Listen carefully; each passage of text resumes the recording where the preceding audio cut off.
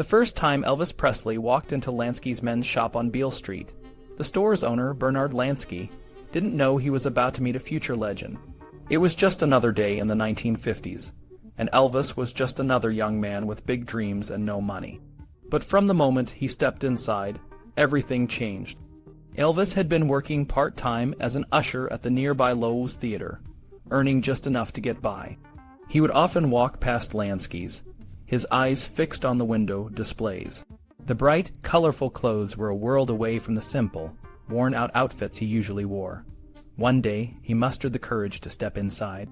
Bernard Lansky, known to everyone as Mr. B, was a man with a keen eye for talent. He saw something special in the young Elvis, even if the kid couldn't afford to buy anything.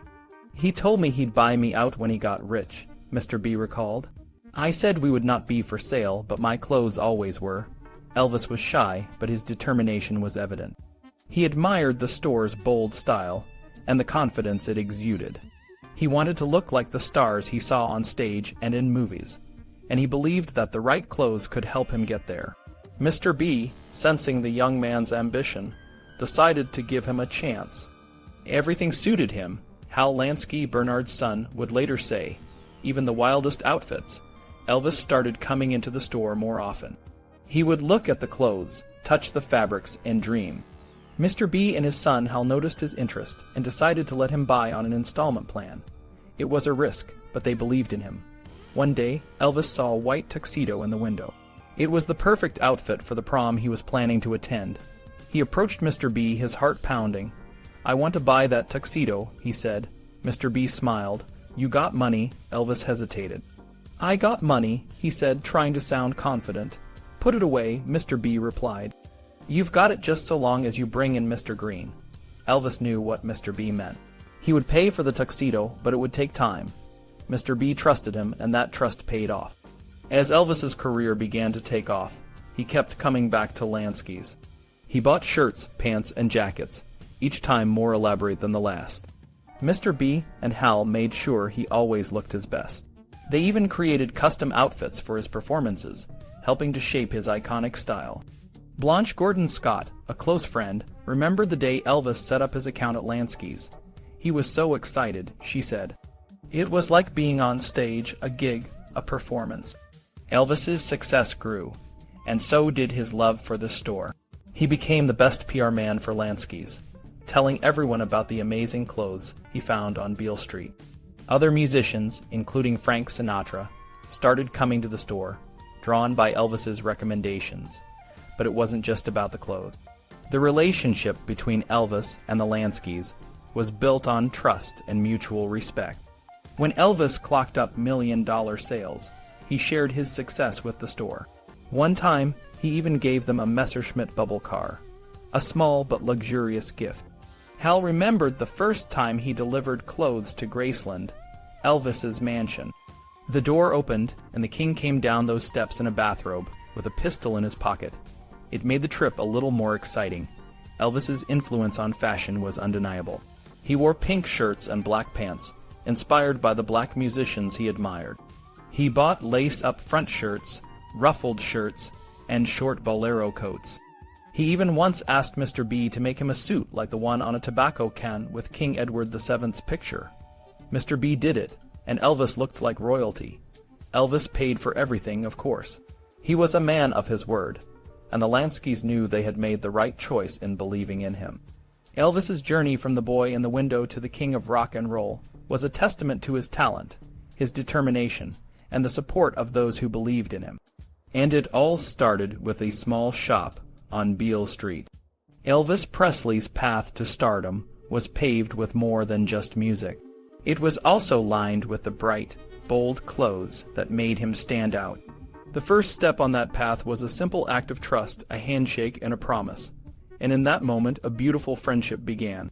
Sun Records was a small place, nothing like the big record companies of the time, but it had a special charm. The building on Union Avenue looked a bit run down, but inside, the studio had some of the best equipment around. By the early 1950s, Sun Records was starting to make a name for itself in the country music scene, especially in the South and West. The studio not only recorded famous artists like Johnny Cash and Carl Perkins, but also offered a service where anyone could walk in, pay $4, and record their own song to take home. Most of these recordings were just for family and friends, but one day, a young man named Elvis Presley walked in and changed everything. Elvis had a simple goal. He wanted to record a song for his mother's birthday. He stepped into the studio, nervous and unsure, and recorded My Happiness. The label on the disc was handwritten, and it was the very first time Elvis's name appeared on a record. Guy Thomas Harris, one of Elvis's old friends, remembered that day clearly. He and some others met Elvis at a fair in Tupelo, and when they asked what he had been up to, Elvis told them about his visit to Sun Records. They were all proud and supportive, but no one could have guessed what was about to happen.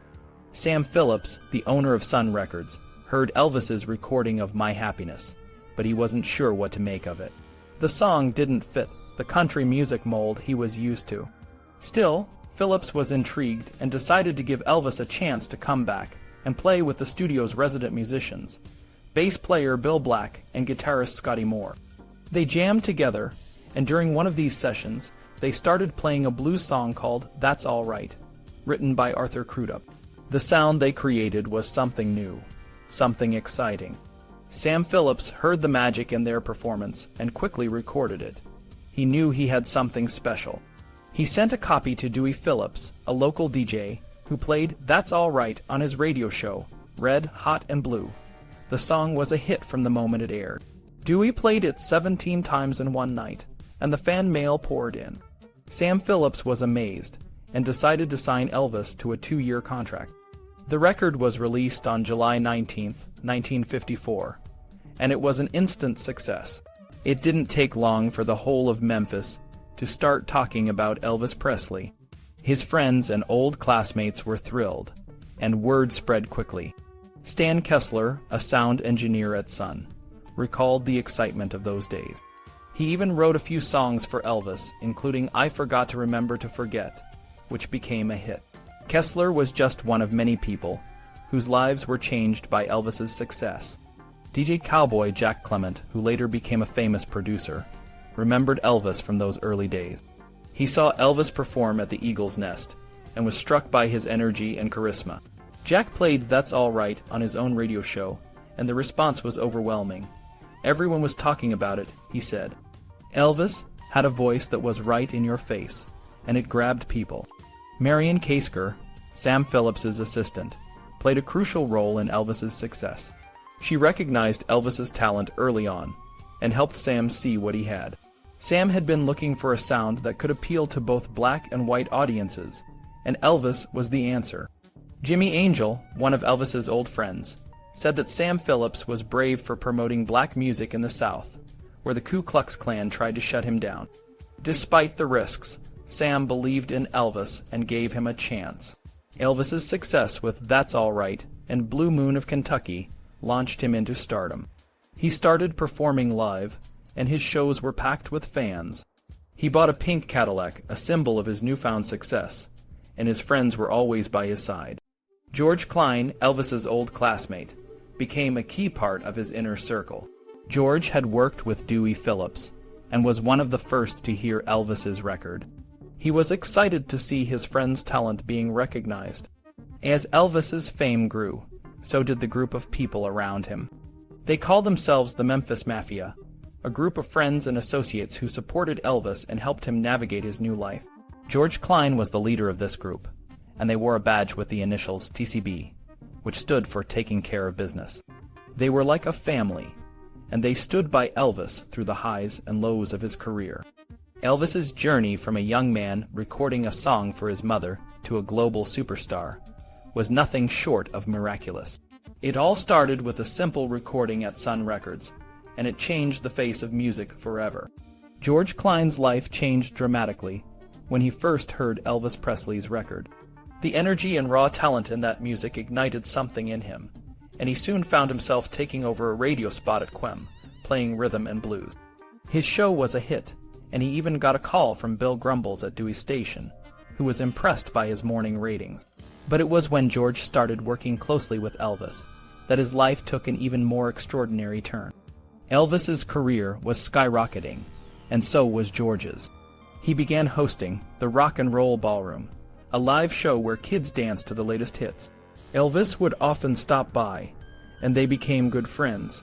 But rock and roll wasn't always welcomed with open arms. George lost his radio job because some people thought the genre wouldn't last. Undeterred, Elvis offered him a new role, traveling companion. Being Elvis's traveling companion was more than just a job. It was a command performance. George and a few others, including Gene Smith and Arthur Hooton, had a unique responsibility. They would go out and invite girls to join Elvis, ensuring he had company wherever he went.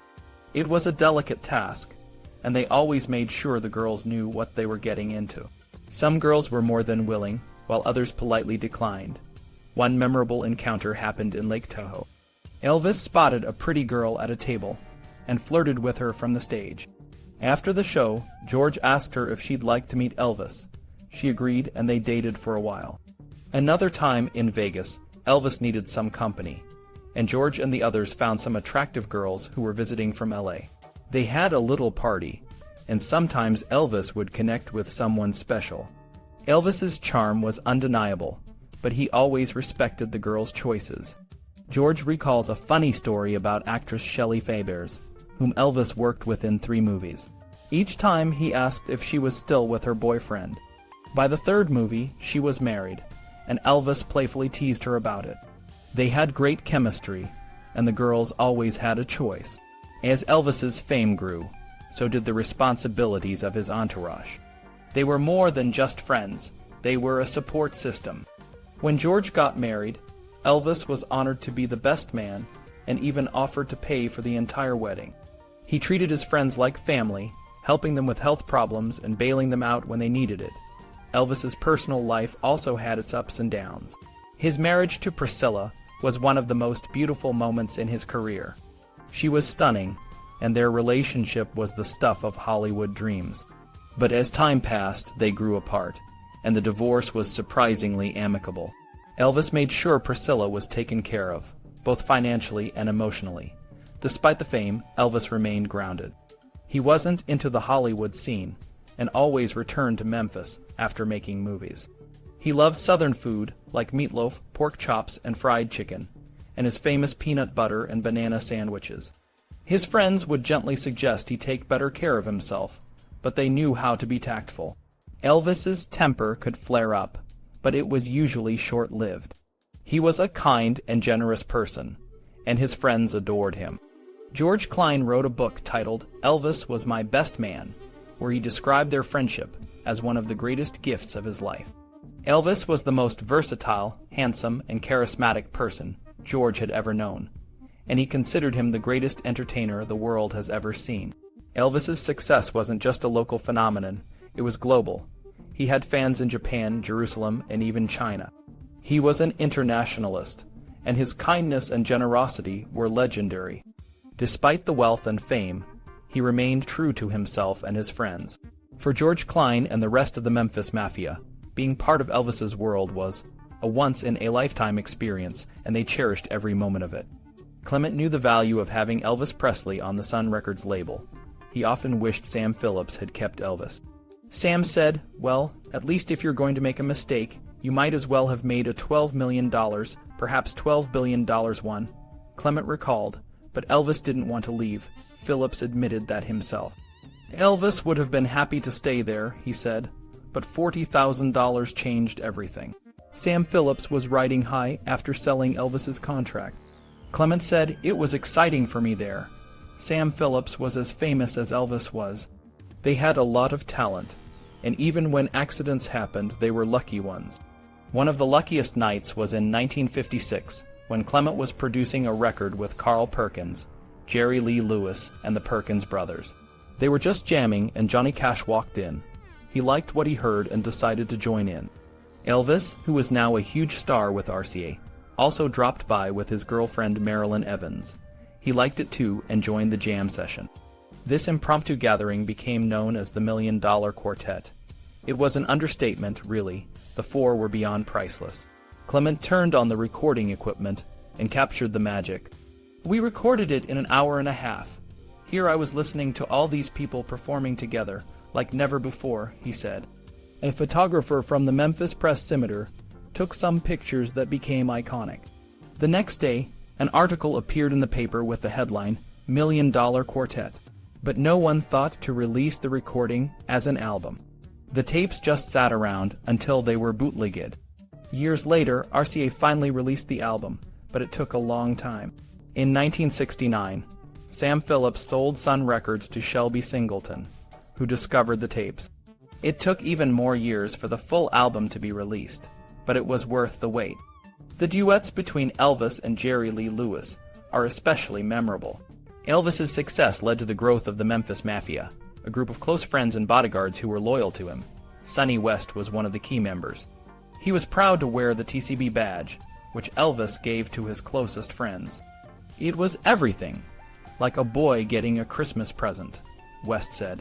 The TCB badge was a symbol of being part of Elvis's inner circle. West and the others often helped Elvis find company.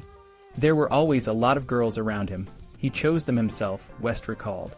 When Elvis bought houses in Los Angeles and Palm Springs, the group would drive around, picking up girls for him. We didn't keep girls away. We did trolling in Palm Springs, West said. Elvis's performances were like religious experiences for his fans. He only had to walk on stage, and they were ecstatic. He sang, moved his hips, and snarled his lips, and the audience swooned. His success was undeniable, and he became a true superstar. But a lot of the credit and blame for Elvis's career goes to his manager, Colonel Tom Parker. Parker wasn't a real colonel. He was given the title by Louisiana Governor Jimmy Davis for helping with his election campaign. Parker was a complex figure. Some people hated him, but others, like Sonny West, admired him. He was a carnival man. Working in carnivals was the first job he had after coming to America, West said. Parker was known for his high commissions, but he was also a shrewd businessman who helped make Elvis a star. Sam Thompson, another bodyguard, described Parker as a wily man. The colonel was a wily man. He and Elvis had their ups and downs. He made Elvis in the early days, Thompson said. Despite his flaws, Parker was respected for his contributions to Elvis's career. The Memphis Mafia had its own traditions, like the war games. These were rough, playful fights that Elvis watched like a sport. Sonny West was introduced to this game, and even got into a fight with a tough girl named Melinda. Elvis told her to lay off me, West said. Despite the rough treatment, West became a trusted member of the Mafia. Elvis's generosity was legendary. Fred Frederick remembered a time when Elvis bought a Cadillac for a stranger. He was passing a Cadillac showroom when he saw a lady looking through the window at one of the models. "Would you like one of those?" he asked her. She said, "Yes, of course," so he bought one for her, Frederick said. The lady was a complete stranger, but Elvis's kindness was genuine. He simply wanted to make someone happy.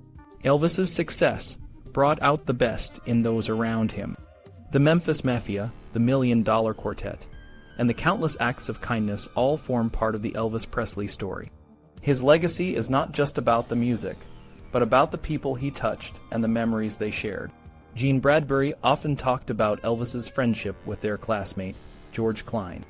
Elvis was incredibly generous, and he gifted George many cars, including a Cadillac convertible. George's mom was strict and didn't want him to have the car, but Elvis insisted. Gene said, "Elvis knew who was genuine. He was a damned good guy to know."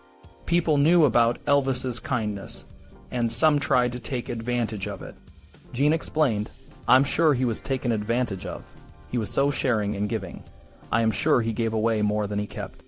Elvis's generosity wasn't just limited to his friends. When he became famous, he bought his family a beautiful house on Audubon Drive in Memphis. The house was a big, green, ranch-style bungalow that cost $29,000, which was a lot of money in 1956. Mike Freeman, who bought the house later, said, "It's too far off the tourist track, so it hasn't become a shrine." This house was a symbol of Elvis's success, thanks to his hit song, Heartbreak Hotel. By 1957, Elvis was the most famous 22-year-old in the world. Gene remembered, middle-class kids used to come here and go to Elvis's first bedroom. He built a brick and iron fence with musical notes engraved on it. People always tried to peek inside the windows. Gladys, Elvis's mom, would hang out the wash, and they would disappear. But fame had its downsides. The lack of privacy made Elvis and his family reconsider their life. They decided to move to a bigger house with more security. The neighbors weren't happy either. Some even talked about buying the house to avoid the noise. So Elvis put it on the market and started looking for a new home. That new home was Graceland. When Elvis and his family visited the property with a real estate agent, they insisted on having a stone wall built around it for privacy. Graceland was a grand Southern-style mansion, with pillars and steps that made it look like something out of Gone with the Wind. It was a far cry from the small house in Tupelo, where Elvis grew up. Elvis's friends, the Memphis Mafia, loved Graceland. It was a place where Elvis could live out his fantasies. The mansion had 17,000 square feet and sat on 13 acres of land. Elvis, his parents, his grandmother, his daughter, and his aunt all lived there. The house was a mix of elegance and comfort, with a racket court and lush fields where Elvis and his family could enjoy their horses. But not everyone was happy at Graceland. Elvis's mother, Gladys, missed her old friends and the simpler life. She often felt lonely because Elvis was away a lot. Fred Frederick, a close friend, said, "Elvis was such a family man and loved his mother so much." Despite this, Elvis needed a big house that could accommodate his growing fame and the people who came with it. Guy Thomas Harris, one of Elvis's old friends from Tupelo, remembered visiting Graceland. Elvis was as hospitable as he was in Tupelo. His mom told us, "Just tell the cook what you want to eat and you'll have it." Harris also recalled how Elvis would wear fancy clothes sometimes, but for football, he'd wear jeans. In 1958, everything changed. Elvis received a letter from President Dwight D. Eisenhower, drafting him into the Army. It was a big shock, but Elvis didn't complain. His friend, cowboy Jack Clement, tried to reassure him. "I told him about the Marine Corps and said it was the best thing I'd ever done. He seemed happier with the idea." Elvis was a normal soldier, earning a soldier's income and doing a soldier's job. He was even a great PR man, and every photo of him in uniform helped the Army recruit more young men. Most importantly, his time in the Army showed his dedication to his country. When Elvis heard that his mother, Gladys, had died, he got permission to come home. Fred Frederick remembered, "He wept a lot. He was very normal, and anyone who loves his mother is all right by me." Elvis's time in the Army was a significant part of his life, but Graceland remained his true home. It was where he lived, where he died, and where his legacy continues to live on. Today, Graceland is a museum, a place where fans can visit and feel a connection to the king of rock and roll. Elvis Presley's time in the Army was a turning point. After his service, people respected him even more. He became a sergeant in just 2 years and never asked for special treatment, even though he could have. He was a regular guy who did his part, just like everyone else. The Defense Department paid close attention to Elvis during his service, constantly sharing stories and pictures of him. Elvis took it all in stride, though he wasn't always enthusiastic about the attention. Colonel Parker, his manager, saw the publicity as a way to keep Elvis's music sales going strong. Records were saved up and released bit by bit to keep fans engaged while Elvis was away. Army life helped Elvis make friends, though not everyone was friendly. He could have eaten by himself, but he chose to sit with the other soldiers. He even had his own house to go to at night for security reasons. One of his closest friends from this time was Joe Esposito, a Chicago native who bonded with Elvis while they were both stationed in Germany. Esposito later became Elvis's right-hand man, organizing his tours and managing his team. Elvis was trained as a tank driver, but ended up as a reconnaissance driver, driving a Jeep. He faced the same conditions as the other soldiers, often out in the cold, rain, and snow. This experience made him more relatable to the older generation, who had previously been wary of his sexual appeal on stage. Some officers tried to take advantage of Elvis's fame, while others genuinely liked him. Despite the challenges, Elvis remained down to earth and friendly. His ability to connect with people made him popular, and he even turned some of his critics into fans. After the Army, Elvis's life changed. He asked Joe Esposito to work for him, and Esposito agreed, committing his life to Elvis. Esposito became the foreman of the Memphis Mafia, a group of friends and associates who helped Elvis with his career. They organized events, managed the team, and kept things running smoothly. Graceland, Elvis's home, was a place of comfort and refuge. It wasn't the wild party house that some people imagined. Elvis's secretary, Becky Yancey, explained that the parties were actually quite tame. Elvis's grandmother and aunt lived there, and the atmosphere was more family-oriented than chaotic. The Memphis Mafia, often called the Mafia by the press, became a close-knit group of friends who supported Elvis.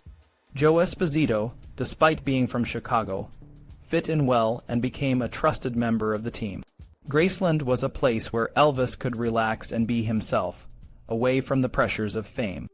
Elvis designed much of Graceland himself, choosing chandeliers, furniture, and even a 15-foot couch. The house was a reflection of his tastes and personality.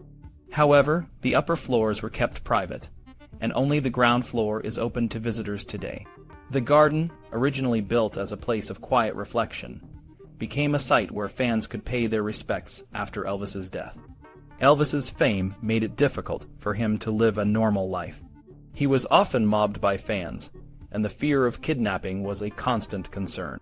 Despite this, Elvis tried to remain accessible and welcoming. His friends and family were always around, and the kitchen was open 24/7, with cooks on duty to prepare his favorite meals. Elvis's first Las Vegas show was a significant moment in his career. He was nervous and flew 2 plane loads of friends to ensure he had a supportive audience. This show marked a new chapter in his life, but it also highlighted the challenges of fame. Elvis had to live a secluded life, and the demands of his celebrity took a toll on him. The Jungle Room, a funky and tropical-themed space in Graceland, was a place where Elvis could escape. It was originally called The Den, and later became a recording studio. RCA set up a studio there, allowing Elvis to record comfortably at home. He made 3 LP in the Jungle Room, including his last album, Moody Blue. Elvis's time in the Army and his life at Graceland shaped him into the icon he is today. Despite the fame and fortune, he remained grounded and true to himself. His legacy lives on, and Graceland continues to be a place where fans can connect with the memory of the king of rock and roll. Elvis was a one-take man, but not always. Sometimes he needed more takes to get it right. This was especially true when he recorded at Graceland, in the Jungle Room or the Den. There, he felt more at ease and in control. He didn't need a producer to call the shots. Elvis knew when it was right. He'd joke around at the microphone, and sometimes he'd stop and start over. His sessions often began late at night, and he'd be the one in charge. Graceland was more than just Elvis's home. It was where he was Elvis the Daddy. You can see this in the large teddy bear that sits in a chair, which was Lisa Marie's favorite napping spot. The bear was so big that they had to take out a window to get it inside. The house is filled with memories and artifacts that tell the story of Elvis's life and career. One of the most impressive rooms is the one with the gold and platinum records. The walls are covered with his hits, like a forest of music. You can see the first million seller, Heartbreak Hotel, and the gold record for Good Rockin' Tonight, which went gold only a few years ago. Elvis still sells, and he still gets awards, even posthumously. The room is a bit like an art gallery, with each record telling a piece of his story. Elvis's outfits became more elaborate over the years. Kevin Kern, the guide, explained that the designers would sketch out their ideas and show them to Elvis. The jumpsuits were heavy, weighing around 45 to 50 pounds, depending on the number of jewels. This contributed to the sweat that poured from him during performances, though Kern didn't think it affected his health. Elvis always gave a great show, and he was bound to sweat. The merchandise at Graceland is carefully curated. The people in charge of Elvis's image make sure that everything is respectful. They have 65,000 images of Elvis, and they use them to create t-shirts, watches, wrapping paper, and calendars. All of this helps to keep Elvis's legacy alive and to show the fans a piece of America and Americana. Elvis's security was a big part of his life. Sam Thompson, who became Elvis's bodyguard, joined the team in June 1973. Elvis loved motorcycles and would call Sam in the middle of the night to go riding. One day, Elvis and Sam's sister, Linda, came to visit Sam when he was in a cast. Elvis offered to buy Sam a house and a motorcycle, so that he could be closer and ride with him more often. Sam's job wasn't to beat people up, but to protect Elvis and the fans. He used decoys and back staircases to avoid confrontations. Elvis adored his fans, but sometimes they would pull his hair and scratch his hands, which hurt him. Linda Thompson was an important woman in Elvis's life. They met on July 6, 1972, when she was Miss Tennessee Universe. Elvis swept into the room in a black suede cape with a red silk satin lining. Linda made a joke about him looking like Dracula, but he was sweet and charming. She was a Baptist girl and had never been around someone who was incapacitated before, but she later learned that Elvis took sleeping medication. Despite her initial doubts, she and Elvis quickly bonded. She felt loved, listened to, and known when she was with him. Elvis was humble, and Linda felt that he took the time to really connect with people. He invited her to meet his father and told her he wasn't married anymore. Linda was initially distant, but when she went on a 2-week vacation, Elvis called her non-stop. When she returned, he asked her to join him in Las Vegas. They had a unique relationship, with Elvis being paternal and Linda being maternal. They were like brother and sister sometimes, lovers sometimes, and always friends. The relationship wasn't always easy. Elvis was very needy and wanted Linda by his side all the time. In the first year, she was with him 24 hours a day, even accompanying him to the dentist. She tried to understand when he wasn't always faithful, but it was sometimes oppressive. Despite this, she adored him and was happy to be there most of the time. Graceland is a place where you can feel the love and the legacy of Elvis Presley. It's a piece of pop culture and music history, and the fans can see it all. They can hear his music on headphones, see Vernon's office, and learn about his life and career. Graceland is a place where Elvis's spirit lives on, and the fans can experience a piece of America's past. Linda Thompson always saw two sides of Elvis Presley. To many, he was the king of rock and roll, the charismatic star who lit up stages and screens. But for Linda, he was a complex man, full of contradictions and deep emotions. She saw him as a loving, sensitive, and funny person, who was also deeply troubled by his fame and the pressures that came with it. Elvis's life was a mix of incredible highs and lows. He loved his daughter, Lisa Marie, and took care of her when she was with him and Linda. But fame and the demands of his career made it hard for Linda to lead a normal life. They lived like vampires, staying up all night and sleeping during the day, which was exhausting for her. Despite the challenges, Linda and Elvis had many happy moments. They watched TV shows like Monty Python and shared a love for British comedy. Elvis even memorized lines and had a great sense of humor. He was also passionate about karate and wanted to star in a karate movie, though his manager, the Colonel, probably wouldn't have approved. Elvis's spiritual side was another important part of who he was. He grew up in a religious environment and felt a strong connection to God. He respected all religions and often wore a Star of David and a crucifix. Linda saw this spiritual side in everything he did, from the way he treated people to the songs he sang. But there were also darker moments. Elvis's temper could be explosive, and he once shot a TV during a fit of rage. Another time, a bullet narrowly missed Linda in the bathroom. These incidents were part of his volatile nature, but they also showed how much he cared about things he believed in, like the national anthem and the integrity of his performances.